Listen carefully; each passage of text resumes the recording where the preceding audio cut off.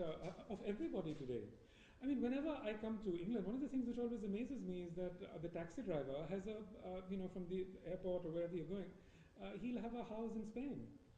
And, he'll go back and forth, or he'll have a house in rural France. And so many taxi drivers I've met say to me that, the reason I like being there is because it reminds me of England 30 years ago,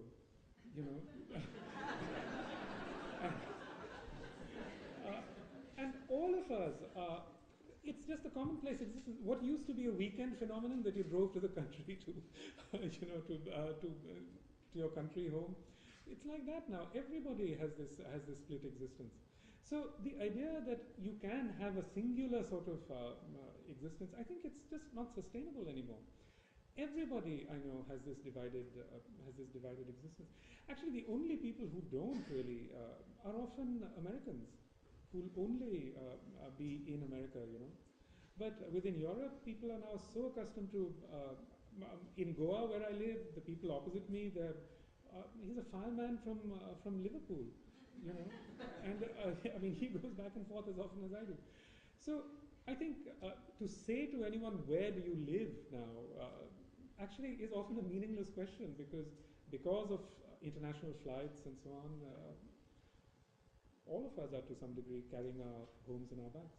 But aren't there some things to worry about with some of this stuff? I mean, if you've got a holiday home in Spain, that's maybe part of the benefit of greater economic prosperity.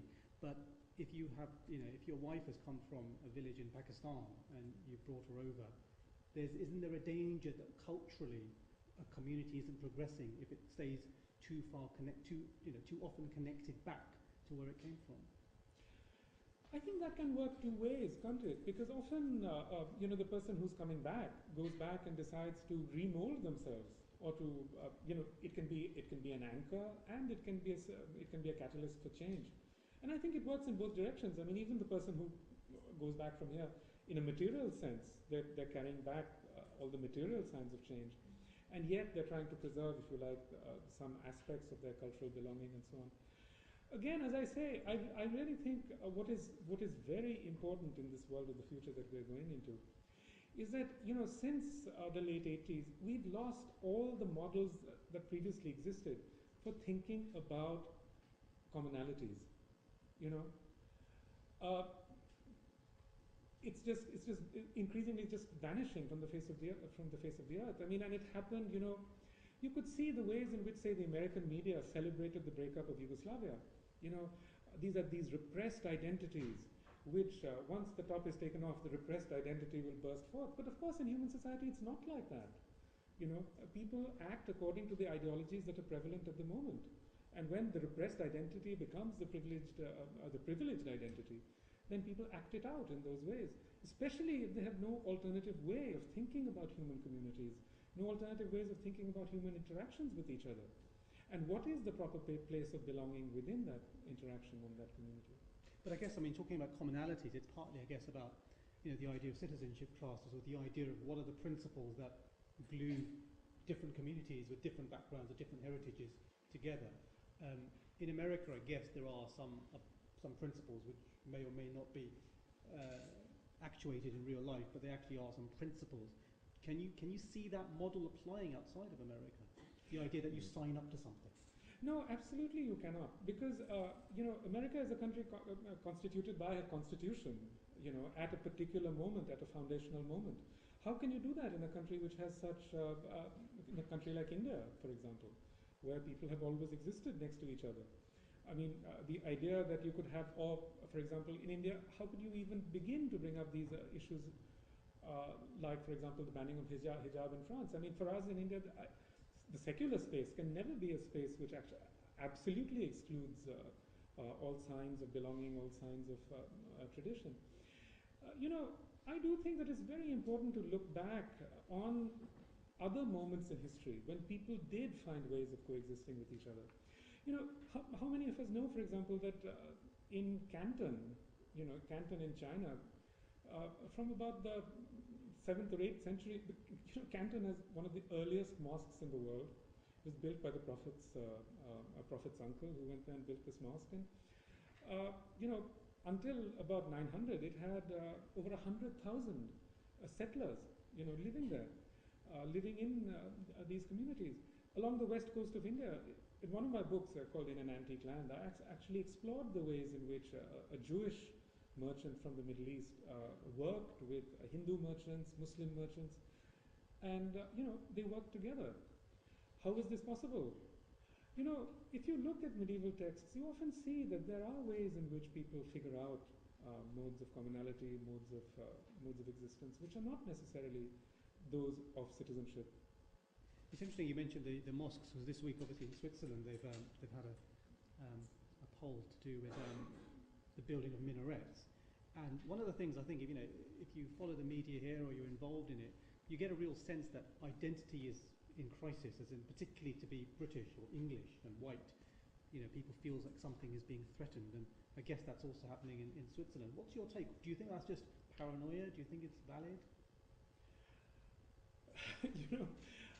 Look, I mean, I can see that at one level, if you come from a city which has a certain architectural homogeneity, that you could, from the point of view of preservation, say that you don't want that you want to preserve the appearance of that city. But in this case, I don't think it's anything like that. It's actually an act of hostility.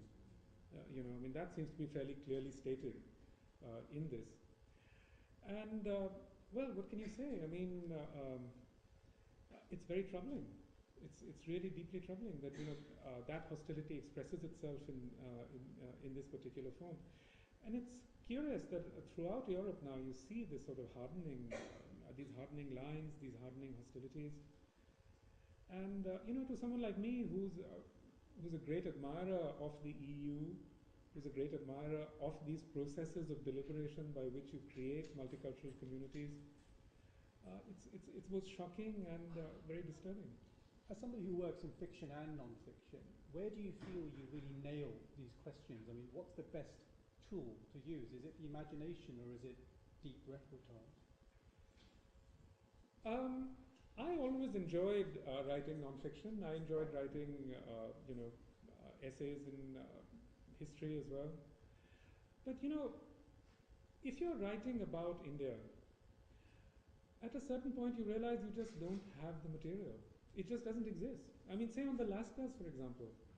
If I wanted to depict Alaska, there's no way I can find the material on the life of Indian sailors. I can find you 300 autobiographies of 18th century, 19th century, 16th century, 17th century European sailors. You can't find a single one for the Lascars. You look at the the Girmitiyas, the coolie, the indenture that comes out of India. The earliest memoirs we get are late 19th century, early 20th century.